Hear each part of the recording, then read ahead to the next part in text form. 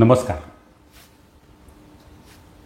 मागच्या महिन्यामध्ये ना खूपशा एम्प्लॉईज जी तरुण पिढी वेगवेगळ्या ठिकाणी काम करते, काही वेगळ्या निमित्ताने सगळ्यांशी बोलण्याचा योग आला आणि एक गोष्ट का कोण जाणे अशी जाणवली की जसं स्वतः मागचे 25-30 वर्ष एका इंडस्ट्रीत एका लीड रोलवरती काम केल्यानंतर लक्षात आलं की ही जी मुलं आहेत ना ही सतत स्ट्रेसमध्ये आहेत, खूप तणावात आहेत आणि या सगळ्या गोष्टीसाठी सोमवारी सकाळी जे काम चालू होतं 8-8:30 वाजता तो जो तणाव घेऊन काम सुरू होतं, संध्याकाळी 8-8, 9-9, 10-10 तास झाले तरीसुद्धा यांचं काम कंप्लीट झालं या फिलिंगमध्ये ती मुलं नाही आहे.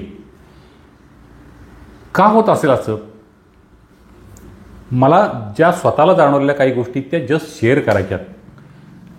एक तर ना हे क्लिअर असलं पाहिजे, जे कोणी लीड म्हणतो आपण, जे मॅनेजर्स म्हणतो, हेड म्हणतो किंवा त्या त्या डिपार्टमेंटचे प्रमुख म्हणतो, जे ही सिस्टीम चालवत असतात, जे फॉर्म्युले क्रिएट करत असतात, पॉलिसीज ठरवत असतात, त्यांना ना काही गोष्टी स्वतःला आधी क्लिअर असल्या पाहिजेत की एक्झॅक्टली मला एक कंपनी म्हणूयात आपण किंवा माझी ती फॅमिली कंपनीची असेल, कुठली फॅमिली परिवार, त्याचं एक्झॅक्टली माझं गोल काय आहे, मला कुठं घेऊन जायचं आहे त्यांना, हे पहिलं क्लिअर असलं पाहिजे. बऱ्याच ठिकाणी बऱ्याच पुस्तकातून बऱ्याच गोष्टी सांगितलेल्या आहेत, पण ॲक्च्युअली कार्यामध्ये हे पहिल्यांदा ठरवलं पाहिजे की एक्झॅक्टली मला माझ्या या टीमला, जी माझी फॅमिली आहे म्हणूयात आपण, त्यांना मुद्दाम फॅमिली शब्द वापरतोय, की ती जी टीम आहे माझी, माझ्याबरोबर काम करणारे किंवा माझे एम्प्लॉईज म्हणूयात बरोबरचे, त्यांचं सगळ्यांचं एक्झॅक्ट टार्गेट काय हे मला क्लिअर आहे का आधी, हे त्या लीडला हेडला कळलं पाहिजे. दुसरी गोष्ट महत्त्वाची आहे की चला आता मला गोल क्लिअर झालं आहे, टार्गेट क्लिअर झालं आहे, मग ते कदाचित काही तासांचं असेल, काही दिवसांचं असेल किंवा काही वर्षांचं असेल, ते गोल क्लिअर झाले. आता दुसरा महत्त्वाचा मुद्दा आहे की ते साध्य कसं करायचं आहे मला. हा दुसरा महत्त्वाचा मुद्दा खूप महत्त्वाचा आहे की ते कसं करायचं आहे. कारण बेसिकली ना जो काम करणारा माणूस आहे तो एक ह्युमन बिईंग आहे ना, माणूस आहे ना, आणि एक्झॅक्टली बहुतेक हेच मिस होत आहे की आपण एक साधारण ब्रेनची 100% इफिशियन्सीनी काम करण्याची कॅपॅसिटी जी आहे ती 8 तासाची आहे. 8 तास 100% इफिशियन्सीने एक हा मानवी मेंदू काम करू शकतो.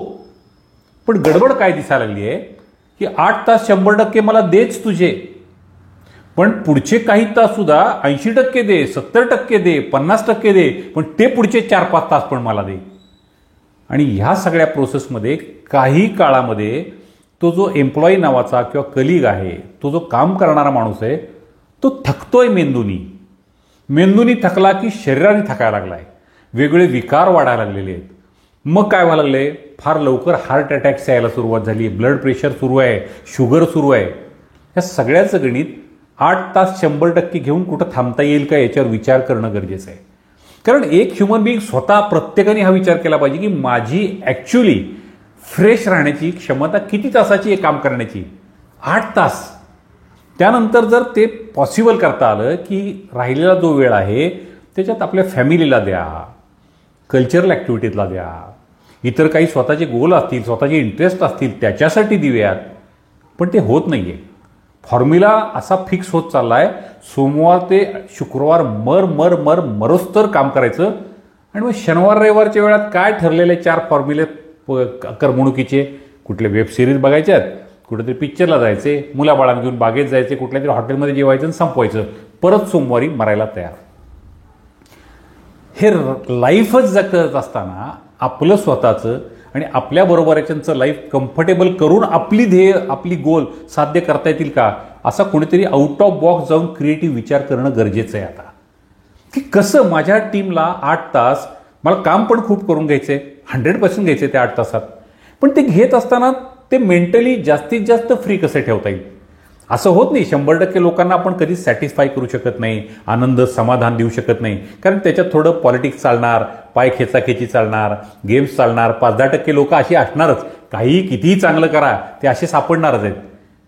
पण निदान माझ्याकडे एक 90-95% अशी टीम आहे की ज्यांना मी थोडं नीट हेल्दी ठेवलं, मोटिवेट केलं, 4 संवाद नीट केले त्यांच्याशी, माझं स्वतःचं वर्कआउट मी प्लॅन केलं, माझ्या सुपिरियर्सना मला नीट सांगता आलं की आपली कंपनी जर टोटॅलिटीमध्ये वर्षामध्ये जर प्रॉफिट मेकिंगकडे जायची असेल तर त्यात काम करणारा ह्युमन बिईंग माणूस जो आहे तो आपण नीट सांभाळूयात. कारण शेवटी मन आहे ना, मन नावाची गोष्ट आहे ना, कुठल्याही माणसाला हवं आहे काय, ॲप्रिशिएशन हवं आहे, कौतुक हवं आहे, प्रमोशन हवं आहे, त्याला प्रोग्रेस हवी आहे, पैसा हवा आहे, हे सगळं. मग ते देत असताना त्याच्याशी जर नीट कम्युनिकेट करता आलं तर, संवाद नीट करता आला तर. आणि बऱ्याच वेळा हे लॅक व्हायला लागले. माझा पेशी माझंच मला गणित सुटत नाही, मी तुला येऊन कधी सांगू, माझेच विषय मला अजून संपत नाही तर मी तुला कधी सांगू, अशा प्रकारचं एक कल्चर डेव्हलप व्हायला लागले. आणि त्यामुळे जर नीट ऑब्झर्व केलं तर अलीकडच्या काही वर्षांमध्ये एक एम्प्लॉई 1, 2, 3 वर्ष कसा बसा एका कंपनीत राहतोय, लगेच चेंज पाहिजे त्याला. का चेंज पाहिजे, तो का चेंज घेतोय? एकतर त्याला पगार हवाय, प्रमोशन्स हवी आहेत, आणि तिसरी गोष्ट जी आहे ती बऱ्याच वेळा एक्झिट घेणाऱ्या माणसांचा नीट इंटरव्ह्यू घेतला तर कळेल तो मेंटली डिस्टर्ब झाला आहे त्या सिस्टीमला. मग असं काही त्या कंपनीला, त्या ऑर्गनायझेशनला फॉर्म्युले बनवता येतील का की मॅक्सिमम पद्धतीनं मला बेस्ट आउटपुट काढत असताना जो माझा एम्प्लॉई आहे, जो माझा कलिग आहे, त्याची पोटेन्शियल काय आहे, त्याची कॅपॅसिटी काय आहे, राईट पर्सन राईट जॉबवरती आहे का, त्याला दिलं जाणारं टास्क जे आहे ते ॲक्च्युली त्याच्या कॅपॅसिटीप्रमाणे आहे का. कधी कधी आपण 1, 2, 4, 5% जास्त देतो मुद्दाम टार्गेट आपल्याला अचीव करायला, इट्स ओके. पण 2, 4, 5% जास्त देणं आणि त्याच्या कॅपॅसिटीच्या 50% त्याला ओव्हरलोड करून टाकणं, हे एक्सेसिव्ह ओव्हरलोड जर कामाचा केला तर तो कसा माणूस एम्प्लॉई मेंटली फिट राहील. आणि तो मेंटली फिट राहत नाही, पर्यायाने तो त्याच्या फॅमिलीला वेळ देत नाही, त्या फॅमिलीमध्ये डिस्टर्बन्स सुरू आहेत, ते एकमेकाशी संवाद करत नाही आहेत, आणि तो घरी डिस्टर्ब झालेला एम्प्लॉई परत दुसऱ्या दिवशी आपल्या कंपनीमध्ये काम करतोय.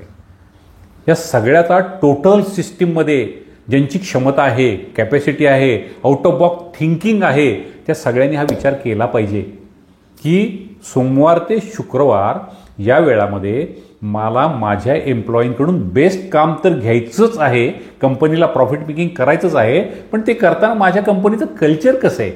नाहीतर प्रत्येकजण एकमेकाकडे अविश्वासानं बघतोय, हा त्याचा पाय खेचतोय, तो मला पाडतोय का, तो मला त्रास देतोय का, त्याचा स्वतःचा स्वार्थ तो साधतोय का, सेल्फिश होण्याच्या नादात बॉसलाच कळत नाही आपले एम्प्लॉई कुठल्या दिशेने चालले आहेत. हे डिस्टर्ब, विस्कटलेला असा शब्द वापरतो मी बऱ्याच वेळा. तो विस्कटलेल्या कल्चरमध्ये ना स्वतः आनंद घेतात माणसं, ना आपल्या कलिग्सना आनंद घेऊ देतात, ना ती कंपनी एक्झॅक्ट जिथं पाहिजे तिथं जाते. कामं होत राहतात, 2, 4, 5% प्रॉफिट दिसतो, पण मग लाईफचं हेच गोल आहे का आपल्या? हे काय पर्पज काय लाईफचा? लाईफच्या पर्पजमध्ये या 2 गोष्टी पाहिजेच ना. एकतर फायनान्शियली मला फ्रीडम पाहिजे आहे, मला स्टेबल व्हायचं आहे, फायनान्शियली मला काही गोल अचीव करायची आहेत, हे याच्याबरोबर मला मेंटली पण सॅटिस्फॅक्शन हवं आहे ना. नाहीतर वयाच्या 35-40 पर्यंत मर काम केलं, खूप पैसा मिळवला, पॅकेजेस मिळवली, सगळं मिळवलं, आणि 40 नंतरचे विकार सुरू झाले, खायचं बंद, बेडवर जास्त झोपून काम चाललंय. मग हे लाईफ आहे का? हे सगळ्यांसाठी लागू आहे, हे कोणा एकासाठी नाही आहे. मग ज्यांना ज्यांना ही समज आहे त्यांनी हा प्रयत्न करून बघणं गरजेचं आहे. या कंपन्यांमध्ये सगळ्या जिथं हा बिझनेस चालला आहे की माझ्या इथे काम करणारा माणूस, त्याला काम करण्यासाठी बुद्धी दिली आहे आणि त्याच्या भावना व्यक्त करण्यासाठी हृदय पण दिलं आहे, याचं कॉम्बिनेशन ज्या ठिकाणी ज्या लीडरला जमलं त्या कंपनीमध्ये हेल्दीपणा आहे, चांगलेपणा आहे. तो सोशली पण थॉट आणू शकतो मध्ये, माझ्या एम्प्लॉईसाठी मला बेस्ट काय देता येईल. दिवाळीला एखादं गिफ्ट दिलं, बोनस दिला की काम संपलं, एवढ्यात होत नाही, वर्षभर चालणारी प्रोसेस आहे. कंपनी प्रॉफिट मेकिंग आणि हेल्दी कल्चरची पाहिजे असेल तर माझ्या इथे एंट्री करणाऱ्या तिथल्या वॉचमनपासून, सिक्युरिटीच्या गेटपासून, ते माझ्याकडे स्वीपिंग करणाऱ्या हाऊसकीपिंगच्या माणसापासून, त्या फिरणाऱ्या सगळ्या जे कोणी लेडीज असतील, ते जेंट्स असतील त्यांच्यापासून, ते चेअरवर प्रत्येक ठिकाणी बसलेला माझा एम्प्लॉई त्या कंपनीबद्दल आतून काय थॉट ठेवतोय, त्याचं थिंकिंग काय चाललंय त्या कंपनीबद्दल, तो स्वतःबद्दल आणि त्या कंपनीबद्दल थिंकिंग, त्याची थॉट प्रोसेस काय चालली आहे, हे जर त्या हेडला लक्षात आलं तर एक हेल्दी टीम तयार होईल, जी बराच काळ एकत्र काम करून त्या कंपनीला प्रॉफिट मेकिंगकडे घेऊन जाईल. पण हीच विजन नसतील, शॉर्ट विजन्स असतील, माणसांची केअर नाही आहे, हा ठीक आहे बघू, हा गेला तर दुसरा पटकन घेता येईल, हा 10 लाखाचा गेला तर 2 लाखाचा घेता येईल, या थॉट प्रोसेसने नाही कंपनी चालत. सिलेक्टेड ब्रेन असलेली, सेन्स ऑफ बिलॉंगिंग ज्यांच्याकडे आहे, लॉयल्टी आहे, अशी टीम जर क्रिएट करण्यावरती लक्ष दिलं तर कंपनी प्रॉफिट मेकिंग होईलच, पण आपण आणि आपली टीम 8 तास ते काम करताना कम्फर्ट झोनमध्ये राहतील, काम पण होईल आणि मग प्रत्येकाला रिस्पॉन्सिबिलिटी यायला लागेल. आणि त्यासाठी ते ठरवून मग तो संवाद, ते कम्युनिकेशन, ती ट्रेनिंग फॉर्मल दाखवण्यापुरती ट्रेनिंग नाही, नाहीतर कोणाला तरी बोलायचं 20, 25, 30 हजार रुपये देऊन दे माझ्या एम्प्लॉयीला प्रॉफिट मेकिंग टार्गेट कसे अचीव्ह करायची, हे ट्रेनिंग उपयोगाचं नाही. तुम्ही या कंपनीत असण्यामागं 2 कारणं आहेत. जसं मी माझ्या कंपनीमध्ये एक सिस्टीम लागू केली होती, 3S लागू केले होते. 3S. पहिलं तर security. You are secure here. आत येणाऱ्या माणसाला हो मी सुरक्षित आहे, मी जर माझा बेस्ट परफॉर्मन्स दिला कामाचा तर मी सुरक्षित आहे, मला या कंपनीत प्रॉब्लेम्स नाही आहेत, I am very secure here, हे त्याला जाणवलं पाहिजे. दुसरा एस, मस्त छान वाटलं, आज एक अशी टार्गेट अचीव्ह केली, आज अमुक अमुक अमुक प्रोजेक्ट्स होते ते असे कंप्लीट केले, समाधान घेऊन तो जातोय का जाताना, वेदर ही सॅटिस्फाईड, हो मला मस्त वाटलं, आज एक चॅलेंजेस घेतली आणि असे सॉल्व्ह केले सगळे विषय, अशी अचिव्हमेंट केली, ते समाधान घेऊन चाललाय का. आणि तिसरं, तो ज्युनियर असेल, सिनियर असेल, कुठल्याही ग्रेडचा असेल, त्याला त्याचा सन्मान हवा असतो की येस मला विचारलं जातंय, मला कन्सिडर केलं जातंय, माझ्या प्रत्येक कामाचा रिस्पेक्ट ठेवला जातोय, मला योग्य मार्गदर्शन केलं जातंय, मला ऐकलं जातंय आणि मला ऐकून योग्य ते गाईड पण केलं जातंय. कारण जे ज्युनियर्स असतात त्यांना जर सिनियरनी नीट गाईड नाही केलं, टोटॅलिटीमध्ये जर गाईडच नीट नाही केलं, तर तो विस्कटलेले आपले रस्ते शोधत जाणार. आपली व्हिजन्स, आपलं कम्युनिकेशन त्याच्यापर्यंत नीट जर केलं तर आपल्या टार्गेटकडे तो जाईल ना. नाहीतर कम्युनिकेशन नाही, तुमचं तुम्हीच बघा काय करायचं ते, आम्हाला पाहिजे प्रोडक्शन पाहिजे बघा, आम्हाला हे क्वालिटी पाहिजे बघा, आम्हाला हे टार्गेट पाहिजे बघा, जनरल नुसता आरडाओरडा केलाय, दंगा केलाय, रोजच उठून दंगा चाललेला आहे आणि कम्युनिकेशन नाही आहे. म्हणून प्रॉपर कम्युनिकेशन हा सुद्धा खूप महत्त्वाचा भाग आहे की माझ्या शब्दांवर समोरच्याला विश्वास वाटला पाहिजे. येस माझा बॉस, माझा लीड, माझा मॅनेजर, माझा हेड जो सांगतो आहे तो स्वतःही ते अनुभवतोय, स्वतः काम करतोय, स्वतः टार्गेट्स अचीव्ह करतोय, त्याला नॉलेज आहे त्या विषयाचं आणि तो आपल्याला समजून पण घेतोय. ही भाषा जर एम्प्लॉईमध्ये गेली तर 90 ते 95% त्या ठिकाणी टार्गेट्स अचीव्ह करून तो एम्प्लॉयमेंट जी आहे ती मस्त राहू शकते. अदरवाईज माणसं सोडून जात आहेत, प्रत्येक वेळेस माणसं नवीन, मग नवीन ट्रेनिंग द्या, विश्वासाचं वातावरण नाही, प्रत्येक जण एकमेकांकडे संशयानं बघतोय, म्हणजे त्याचे 8-10 तास टेन्शनमध्ये, ह्या टेन्शनचा परिणाम त्याच्या घराकडे आणि घरातलं वातावरणही खराब. काय पॅरेंटिंग करणार आणि काय मुलांना डेव्हलप करणार आणि कुठलं मग आमचं सगळं आनंदी वातावरण वगैरे असे शब्द आहेत ते कुठले येणार आहेत लाईफमध्ये. म्हणून फक्त पैसे मिळवणं याच्याबरोबर एक आनंद असतो ना, की मला तिथं काम करतोय ज्या जागेवर तिथं मला आनंद घेता आलाय, हे नीट बसून सगळे एम्प्लॉई माझ्या कंपनीचं कल्चर, माझ्या कंपनीमध्ये काय हवं आहे हे जर त्याच्यातल्या समजणाऱ्या शहाण्या माणसांनी एकत्र बसून ठरवलं तर ती कंपनी नक्कीच सक्सेसफुल होऊ शकते. एम्प्लॉई आनंदात राहील आणि टार्गेट्स अचीव्ह होतील आणि मग ते जीवन जगणं म्हणजे खूप छान आहे याचा आनंद यायला लागेल. या पद्धतीनं प्रत्येकाने एक पॉलिसी आपली आपली ठरवूयात. आपलं घर, आपली कंपनी मला कुठं न्यायची आणि कशी न्यायची आहे याच्यावर विचार केला तर बरीच सोल्युशन सापडू शकतील. थँक्स.